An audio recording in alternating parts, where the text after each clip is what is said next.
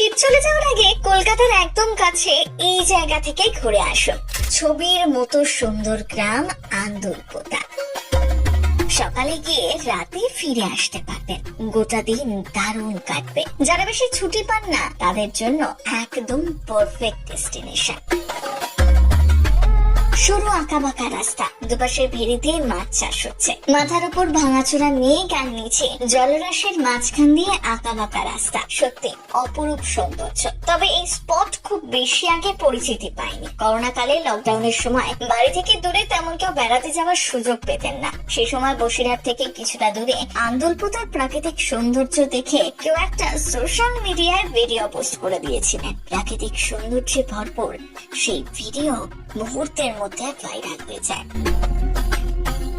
প্রকৃতির সঙ্গে চাইলে ঘুরে আসতে পারেন আন্দুলপোতা, উত্তর চব্বিশ পরগনার বাগদা মহকুমার ছোট গ্রাম। জনপ্রিয় পর্যটন কেন্দ্রের তালিকায় না পড়লেও পড়ন্ত বিকেলে এখানকার সৌন্দর্য মন ভোলানো। আকাশের রঙের খেলা, সৌন্দর্য হয়ে যায় যেন আরো দ্বিগুণ। ভেড়িতে যখন মাছকে খাওয়ানো হয় সেও দেখার মতো। ঝাঁকে ঝাঁকে মাছ খাবার খাওয়ার জন্য জলে ভেসে ওঠে। ড্রোন ক্যামেরার সাহায্যে উপর থেকে দেখলে মনে হবে বিশাল জলরাশির মাঝখানে আঁকাবাঁকা হয়ে অনেকগুলো সাপ শুয়ে, কিন্তু ওগুলো আসলে মাইলের পর মাইল বিছিয়ে থাকা রাস্তা। গত ৩-৪ বছরে বিখ্যাত হওয়া জায়গাটি বিকেলের দিকে বেশ ভালোই ভিড় হয়, বিশেষ করে এই আঁকাবাঁকা রাস্তাগুলোর জন্য। যদি ড্রাইভে যেতে ভালোবাসেন তাহলে তো সোনার সোহাগা। বিকেলে বিশাল জলরাশির ওপর মেঘেদের আনাগোনা দেখতে দেখতে মৃদুমন্দ বাতাসের স্পর্শ, সে যেন এক স্বর্গীয় অনুভূতির সাক্ষী।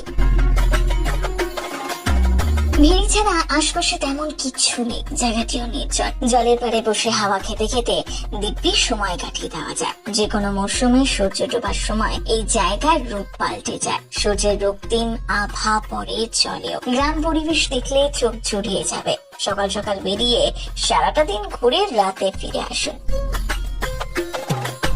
শিয়ালদা স্টেশন থেকে হাসনাবাদ লোকালে যেতে হবে চাঁপাপুকুর। সেখান থেকে টোটো করে আন্দুলপোতার মাছের ভিড়ি এলাকায় চলে যেতে পারবেন। বাইকে বা গাড়িতেও আসা যায়। বাসন্তী হাইওয়ে দিয়ে গেলে কলকাতা থেকে কিন্তু আন্দুলপোতার দূরত্ব পড়বে ওই ৬৭ কিলোমিটার। টাকি রোড ধরে গেলে খোলাপোতা বাজার হয়ে চাঁপাপুকুর স্টেশনের লেভেল ক্রসিং পার হতে হবে। তারপর রাজাপুর বাজার হয়ে পৌঁছতে হবে আন্দুলপোতায়। এমনিতেও এখানে থাকার অপশন নেই একেবারে, তাই সকালে গিয়ে রাতে ফিরে যে আসতেই হবে।